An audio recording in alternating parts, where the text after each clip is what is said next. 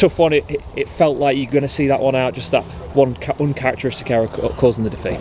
Yeah, it's frustrating. I don't think neither team really did enough to really win it. I thought a point would have been fair for both teams. They're obviously in a good position in the league, but there wasn't too many clear-cut chances that they created. We had one or two little moments which broken down for us, but all in all, it's obviously disappointing to play as we did and lose the game. Yeah, it felt like they had two game plans: either hit Kone early on or use their wing backs. And again, it was important that the players in front of yourself and Sean did their job well today. Yeah, of course. Look, Kone scored a lot of goals this season for them. He's obviously a threat. They probably went a bit more direct than they did against us in the first game earlier in the season. But look, they're obviously where they are for a reason.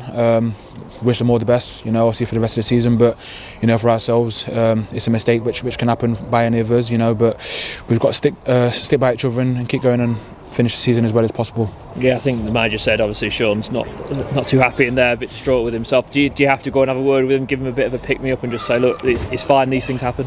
It's football, the level we're at, we all make mistakes. The players at the highest level make mistakes. He's come in and said sorry, but I've told him don't ever apologise for a mistake like that. It's part and parcel of the game.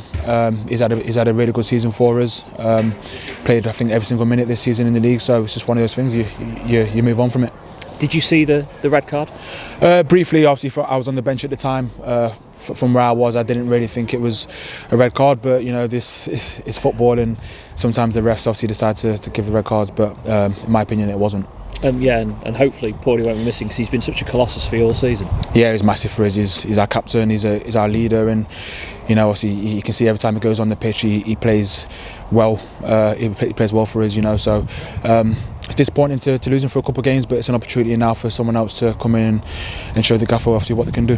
You've been involved in sides at the top end of the table. Do these next few games and today show what Lincoln need to do, or if they're close to those teams at the top? Yes, we're disappointed obviously with how our season's gone.